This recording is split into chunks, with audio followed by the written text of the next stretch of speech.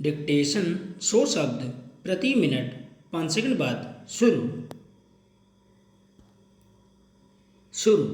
भारतीय reserve bank के repo दरों को अपरिवर्तनीय रखने के फैसले पर कुछ लोगों को हैरानी है, इसलिए कि जिस तरह उपभोक्ता मूल्य सूचकांक पर आधारित महंगाई 6% से ऊपर बनी हुई है और दुनिया के बैंक अपनी ब्याज दरों में लगातार बदलाव कर रहे हैं, उसे देखते हुए उम्मीद की जा रही थी कि भारतीय रिजर्व बैंक भी अपनी दरों में कम से कम 25 आधार अंक की बढ़ोतरी करेगा।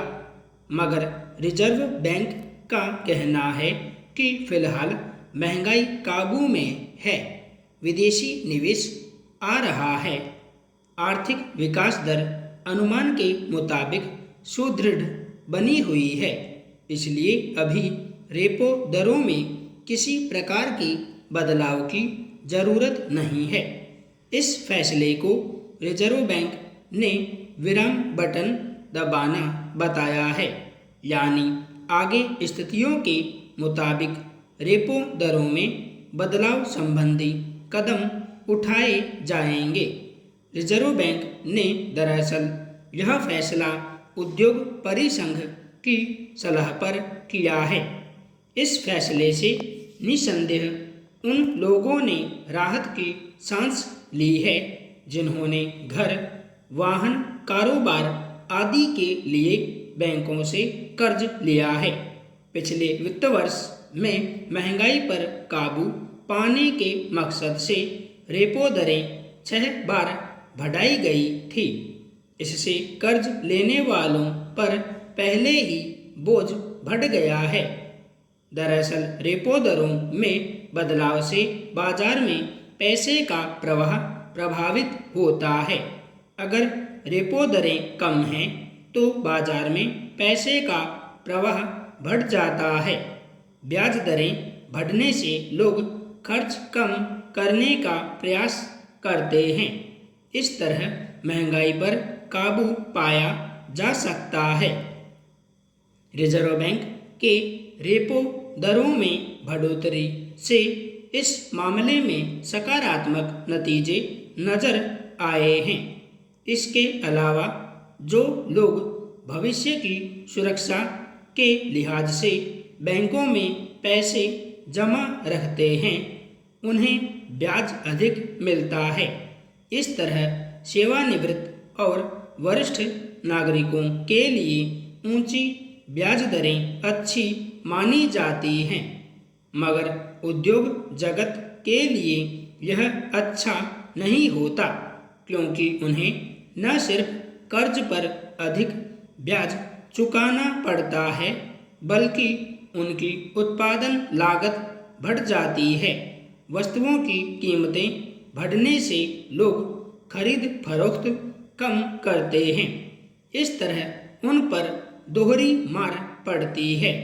इसलिए उद्योग समूह रेपो दरों को यथावत रखने के पक्ष में था, मगर वैश्विक आर्थिक स्थितियों को देखते हुए यह दावा करना मुश्किल है कि रिजर्व बैंक अपने इस फैसले पर कब तक कायम रह पाएगा। रिजर्व बैंक ने आर्थिक विकास दर के अपने अनुमान में मामूली बढ़ोतरी कर 6.5% कर दिया है। हालांकि दुनिया की तमाम रेटिंग एजेंसियां इस अनुमान को घटा रही हैं। अंतर्राष्ट्रीय मुद्रा कोष ने कहा है कि चालू वित्त वर्ष में दुनिया की आर्थिक विकास दर 3% रहने का अनुमान है। जाहिर है, ऐसी स्थिति में भारत को निर्यात के मोर्चे पर काफ़ी संघर्ष करना पड़ेगा। अभी तो आयात में कटौती करके वह अपना व्यापार घाटा पाटने में सफल रहा है, मगर यह लंबे समय तक व्यवहार में नहीं लाया जा सकता। फिर जब अमेरिकी फेडरल और दूसरे देशों के बैंक अपनी ब्याज दरें इसलिए बढ़ा रहे हैं कि उनकी बाहर गई पूंजी वापस लौट आए, तो भारत के सामने रुपए की कीमत को स्थिर रख पाने की चुनौती बनी रहेगी। जहां तक महंगाई की बात है, अब भी वह रिजर्व बैंक द्वारा तय सहन क्षमता के मानक से ऊपर है। इसलिए देखने की बात है कि रिजर्व बैंक का यह विराम बटन कब तक दबा रहता है। किसी भी त्रासदी का सबक यह होना चाहिए कि भविष्य में लोग उससे बचने के लिए जितना भी संभव हो सके वह सब करें। पिछले 3 साल के दौरान कोरोना विषाणु से उपजी महामारी की मार का जैसा दुखद अनुभव रहा है, उसमें यह वक्त की जरूरत है कि सरकार सभी अस्पताल संस्थान से लेकर आम लोग तक अपनी ओर से हर स्तर पर सावधानी बरतें। फिलहाल यह चिंता इसलिए भी सता रही है कि बीते कुछ दिनों से एक बार फिर कोरोना के संक्रमण के मामलों में बढ़ोतरी देखी जा रही है। हालांकि अभी सरकार की ओर से यह कहा गया है कि इसे लेकर अनावश्यक भय फैलाने की जरूरत नहीं है, मगर सतर्क रहना चाहिए। इसे एक उचित सलाह माना जाना चाहिए, क्योंकि किसी भी स्थिति में बीमारी या कोई अन्य त्रासदी के वक्त डरने के बजाय सबसे ज़्यादा ज़रूरत धीरज के साथ उसका सामना करने की होती है।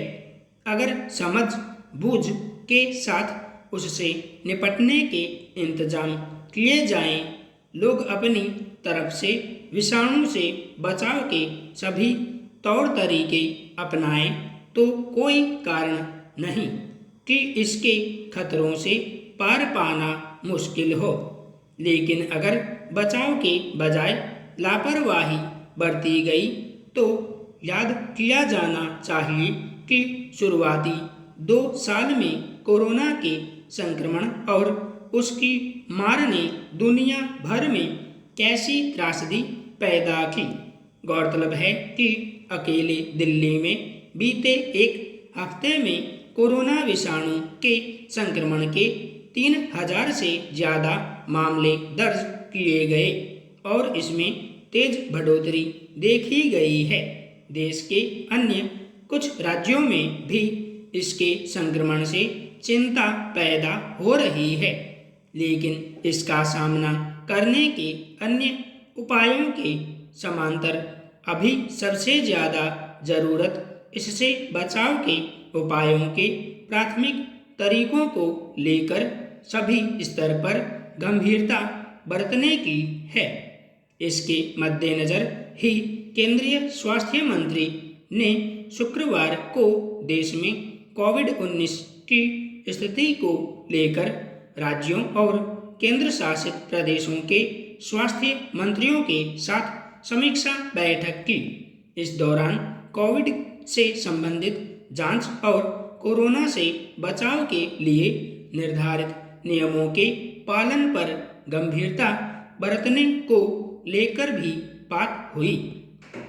खास तौर पर सभी राज्यों को स्वास्थ्य सुविधाओं और इससे संबंधित बुनियादी ढांचे को लेकर समीक्षा पर ध्यान देने को कहा गया। दरअसल करीब 3 साल पहले जब इस महामारी की शुरुआत हुई थी, तब इस तरह की मुश्किल स्थिति अचानक पैदा होने की वजह से स्वास्थ्य के मोर्चे पर इसका सामना करने के मामले में कई स्तर पर गंभीर चुनौतियां खड़ी हुई थी। हालांकि तब भी सरकार की ओर से ऐसे इंतजाम किए गए जिसकी वजह से काफ़ी हद तक हालात पर काबू पाया जा सका, मगर इसी दौरान यह भी समझने का मौका मिला कि इस विषाणु की प्रकृति किस तरह एक स्वरूप में स्थिर नहीं है और इसके बदलते और नए बहुरूपों से निपटने के लिए एक दीर्घकालिक सुचिंतित नीति की जरूरत है। संपूर्ण विराम।